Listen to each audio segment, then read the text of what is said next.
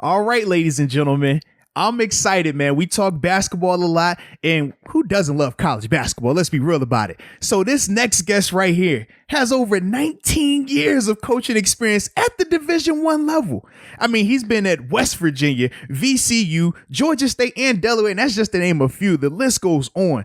And he's currently going into his second season as the assistant coach for the Boston College men's basketball program. Without further ado, Mr. Chris Cheeks. Chris, man, how are you doing today? Oh, I'm great. I'm great. We got great weather here in Boston today, so everything is good. Now, it's funny you say that about the weather, man. You know, I was here in Pittsburgh. We have some bad weather days. So I always wonder, the other states and cities, man, they have to deal with that same type of stuff. So that's good to hear. I'm glad it's a sunny day today for you. I tell you what, this time of the year is normally really breezy, but today sunny and warm, so a lot of people are out and about today. I like it, baby. I like it. Now, hopping right into this thing, the COVID-19 pandemic essentially put the whole world on halt. But obviously, as a basketball coach, especially at the collegiate level, you still have to do the recruitment process and all those things. So just talk about how that's been affected and how your team overall has been affected due to the pandemic. Well, first of all, we were affected when we were down at the ACC tournament when back March the 12th, when they decided to send everybody home from the ACC tournament. And then once we got back on campus, that's when the university decided, hey, let's send all the kids home. We want to make sure everybody's safe at home, get them off the campus so we can, clean the campus up and make sure the campus is coronavirus free. And so that was like the first phase. And then that's when they came in and said, well, we're not going to have an NCAA tournament this year. And that's the big juggler right there because, as you know, the NCAA is based on the NCAA tournament, college basketball. Oh, yeah, a lot of money. That's the big money. Yes, oh, indeed. Wow. A lot of money. a lot of programs affected. And as you saw, throughout the country, different schools, different pockets, they had to eliminate different sports because of this. Jeez, so, a lot of people have been affected. And, slowly but surely, we're hoping that we can get back because, if they don't start football, I mean, God knows what the ACC school is going to lose if we don't play football with TV rights and everything. I mean, you're talking probably in the upward $30 million per school. Oh, let's say easily, especially like you said in the ACC, where, I mean, football and basketball are the breadwinners. And absolutely. That's just crazy to think if you had to go no March Madness and then no football, that could definitely be devastating. I mean, I'm just using Clemson as an example. You talk about a football program. They're probably, the best program in our conference right now. And they get 100,000 at every home game. I mean, you're talking resources right there. Absolutely. People's salaries. and I totally forgot about the ACC tournament being stopped right in the middle of it. Could you talk a little bit more about, just that process for you? When did y'all find out? How was your reaction, the players' reaction, and everything like that? Well, we actually lost on the first day. The second day. We lost on the second day to Notre Dame. And as we're getting ready to head out, that's when it was a 12 o'clock game. I want to say North Carolina State was getting ready to play somebody. And that's when they decided that, hey, we want to clear this gym out and we want to send all the players home. And, each team had to evacuate immediately, coming from the ACC commissioner. He just came in and said, hey, it's more about the kids and the safety of the kids. You guys got to go home. So the charter flights started coming in. Get out of here. That's wild, man. And the ACC has been really good. And like Boston College, for example, the university as a whole, we're basically under the same protocol as the city of Boston. So as the city of Boston opens up, we're going to open up and bring back the football players and then men's basketball, women's basketball, and then some of the fall sports.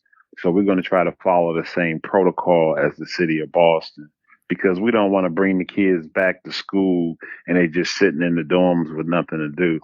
True. Very true. So it's a process. Man, and it's still fluid, so it's definitely going to be interesting to see how everything plays out. Now, Yes. now when you were at VCU, we actually had Coach Sonny Smith on as a guest, and I mean he was a great conversation to have. But that was where you got your start at, man, in that '95 season. I tell you what, I owe it all to Coach Smith. I mean, he gave me my first start, and we still talk to this day. That's awesome. I call him like him and Wim Sanders used to have a radio show down in Birmingham. Mm-hmm. So I used to call their show once a month, and we would talk college basketball and what's going on the recruiting front. And, he always wanted to know. So I like that, man. We stay in contact a lot. How did the opportunity come about? Well, when I played at VCU and then when I finished playing professionally, I moved back to Richmond, and one day I started coaching like an AAU basketball team, Richmond Metro. And one of the administrators at VCU found out that I was coaching the AAU team. And he approached me about coaching at Atlee High School, where his son was a freshman. And he said, "Man, would you have some interest in coaching my son? He's a freshman." I said, "I'm not doing anything." Sure. So the guy called me. Like 2 days later, I go up to Atlee High School, and the guy offers me a job, and so I started, coaching the 9th grade my first year. The second year, I coached the JV, and then they offered me the varsity job my third year, and then I coached the varsity 1 year. Was the youngest high school coach in the state of Virginia. And then the next year, Coach Smith asked me to join VCU, my alma mater. Yeah, that's awesome. So that was an honor. Now, what was that experience like too for you, man? Coaching at your alma mater, like did you feel any added pressure and stuff like that? No, it wasn't the added pressure, but I was so young when I started there, so everybody looked at me as a player, not a coach. And you were dominant there too, man. I seen your stats. You still to this day. Yeah. Was it 42 points, the most scored? Still the most scored, and 24 was the highest average in recent days. I must say, so you weren't just a guy there; you were the guy. Yeah. No, I had fun there, and I still, follow VCU. I bleed black and gold, so I like it. Now, would you be able to speak on the changing college basketball landscape over the years? I mean, you've been involved, ever back since the 90s up until early 2000s and then till now. I would say, this is just me speculating, I would say probably the peak for college basketball was in that, early 2000s, like 90s era. What can you speak on just how the landscape has changed, especially with like the one and dones and the AAU system? And just how it is now. How have you seen that change? Like, what's your take on it? Is there any, I guess, ways or suggestions you think college basketball could get back to its peak? Well, I think one of the things college basketball probably needs to do is the kids who want to go and be one and done, allow those kids to go and be one and done, because when they come to college, I mean, they're there for 10 months and, academically, what are they going to really get done in 10 months? Those kids, they come in and as soon as the season is over, they gone, they'll start working out, preparing for the draft. So I think me personally, once those kids become 18 and they eligible for the NBA, I think you should allow them to go straight to the NBA, because you look back in the 90s and you look at all the great players and I remember watching like LeBron James and Kobe Bryant, Jermaine O'Neal, all these kids that came through, and they never went to college, and they turned out to be terrific players, and the longevity those kids have had, the 20 plus years, and you look at them and say, hey, if they'd have went to college, they would have missed out, 3-4 years of making 10 million a year. It's a lot of money. No, yeah, I definitely think that's true because go ahead. I just don't think you can hamper kids, because they want to go straight, and if they're good enough, allow them to go straight. College basketball is not going to be affected by 3 or 4 people. Yeah, and I'm glad you said that too, because it's not like there are going to be 20 guys that go straight in. It's just not going to happen. Yeah, you're absolutely right about that, and I do think that is the misconception that a lot of people have when they're thinking of, one and done, all of the top players are going to leave. It's not like that. No, not at all. And not at all. It's funny too because I saw you had a stint with West Virginia for a little bit, so I look back on some. I went to Pitt. I was a Pitt fan my whole life growing up, so I was looking back on some of those Pitt teams that were around the same time you were at West Virginia. And you had some names like Brandon Knight, Chevy Troutman. These dudes were at Pitt for 3-4 years, and you just grew accustomed to those guys, and you associated the Pitt brand with them, and they were there for a longer amount of time. Yeah, you're forgetting the best one, Chris Taft. Yeah. Oh, I remember. I remember him. Yep, I remember him. Went to the NBA. Yeah. He was pretty good. He was awesome. But yeah, when you have guys in the college system on their college teams for a little bit, you're able to, I guess, build that just relationship with the fan and the player and the team. Where if you only have these guys going in for 1 year, there's no attachment there. So I think maybe you pointed to it. That could be the thing that's missing in college hoops here. Well, I think it also would eliminate some of the talk about paying student athletes, because once you start getting agents involved and you start paying, player A but not player B, then it becomes a problem within. So why not just allow those guys, hey, if you're good enough, go ahead on, because now player 8 thinks he should be paid because player A is getting paid, and that's not the value. And, a lot of kids are going to get the wrong message. Yeah, absolutely. I definitely understand that. Now, what do you feel is the biggest challenge to coaching at the collegiate level? Overcoming the parents. Why do I hear this all the time? And here's why I say that. It's so challenging because you got so many parents out here who try to live their life through their kids. And, they don't allow their kids to grow up and become men.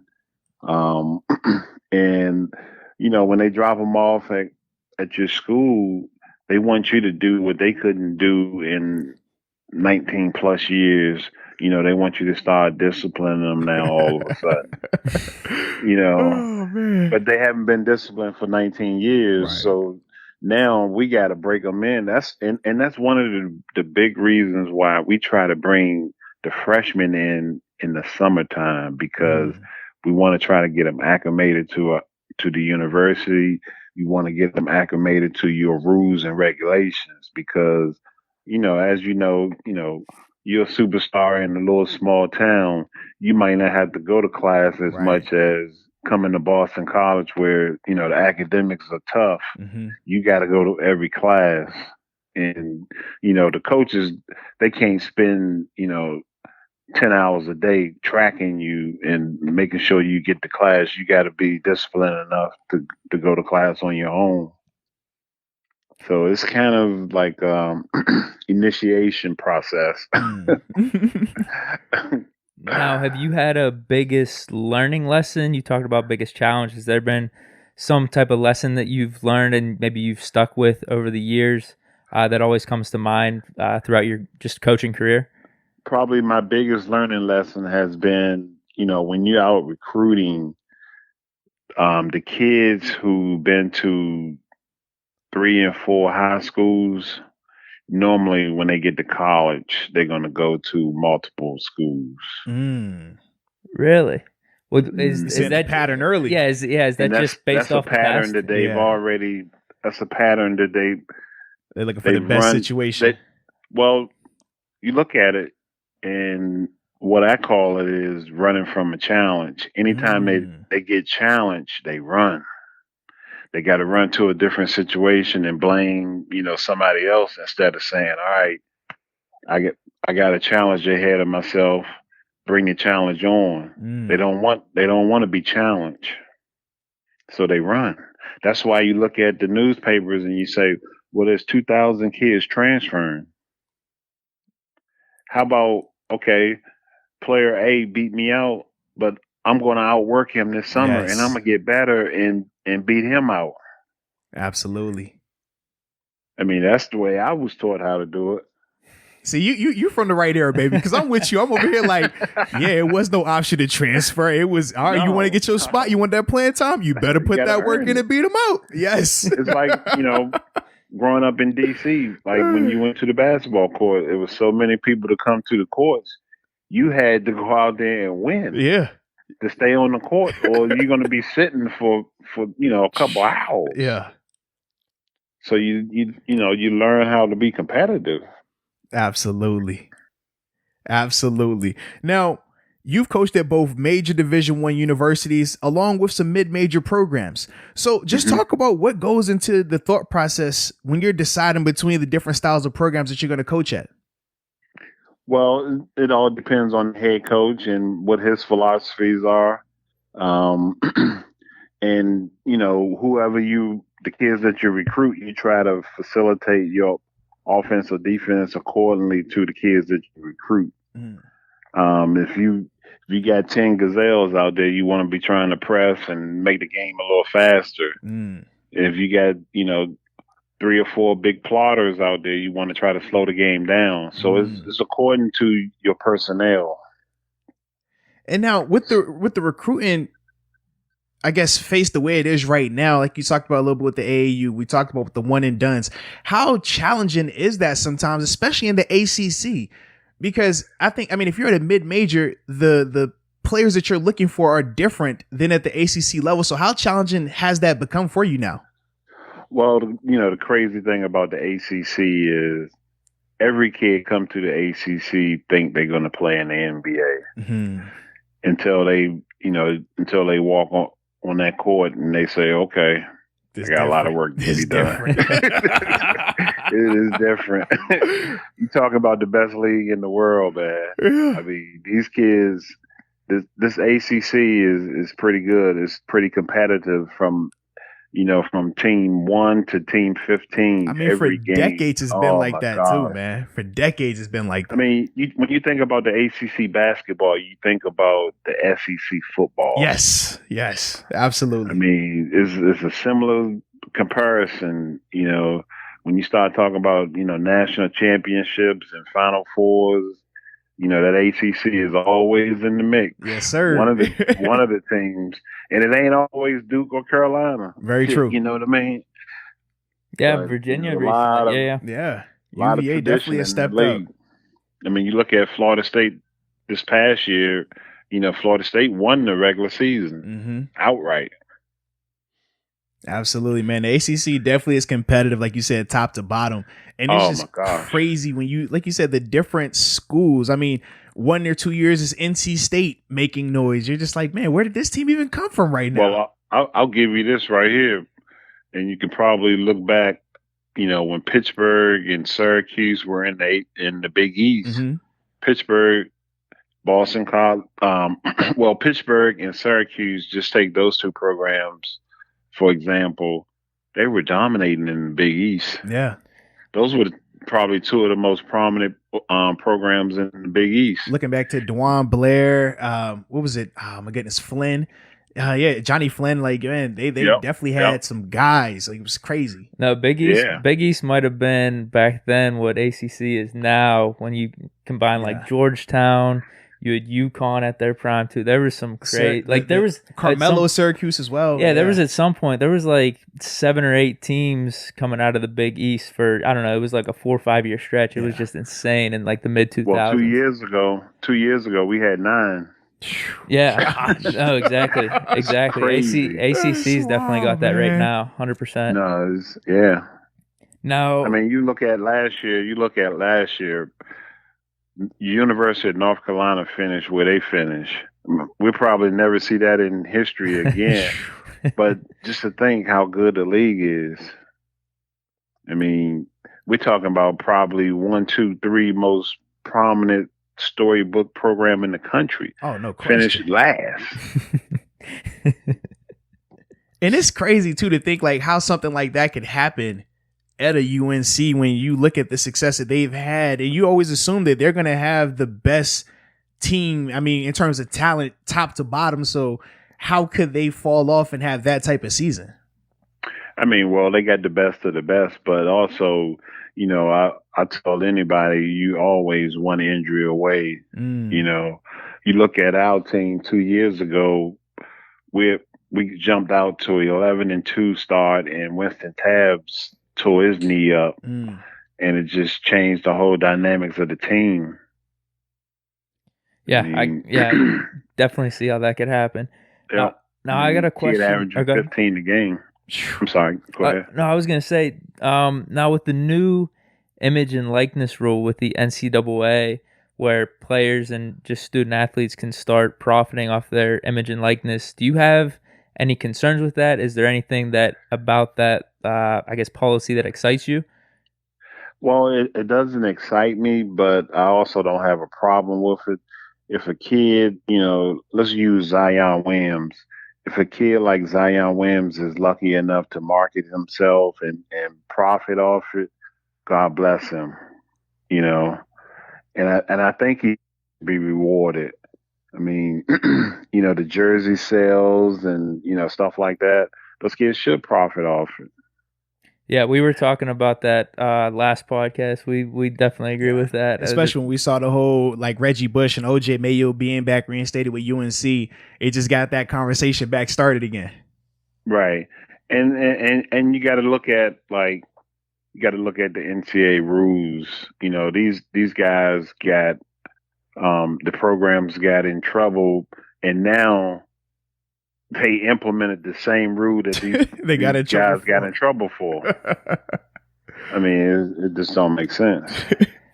Now, which do you prefer coaching? Do you prefer being a head coach, because we've seen that you were a head coach in the AAU ranks, or do you prefer being the assistant coach that you've been for most of your career?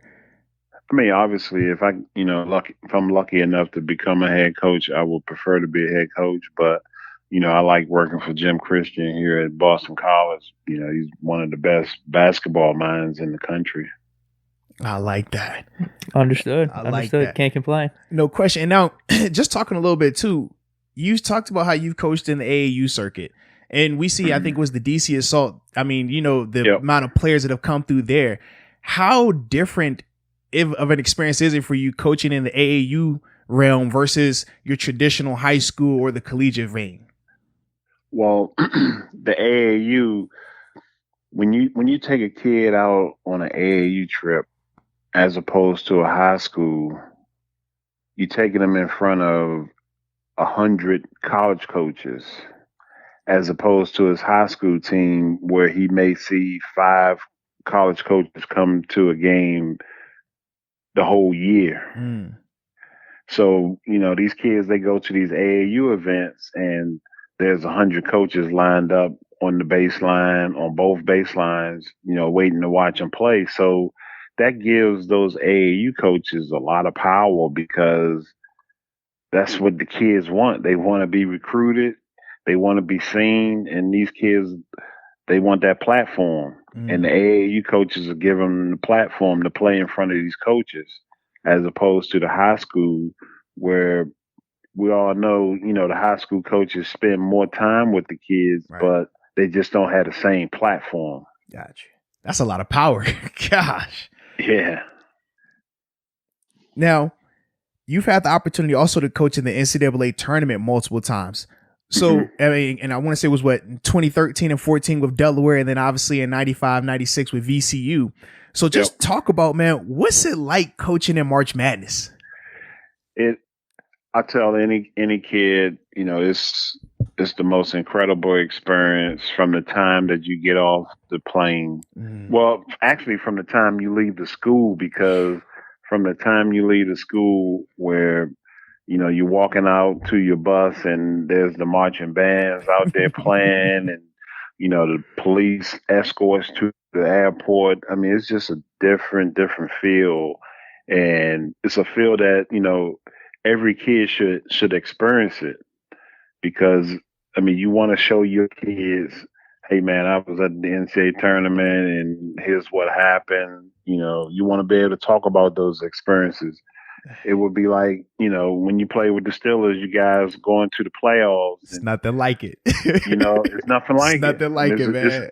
It's a whole different atmosphere. Yes, indeed. And, you go to the hotels, they selling all your paraphernalia, and, it's just a lot of people around, and, everybody for the same team. I mean, it's a fun time. Absolutely. I tell people all the time, man, playoffs, food tastes better, the picture, the lights look better, your uniform fit nicer, everything look good.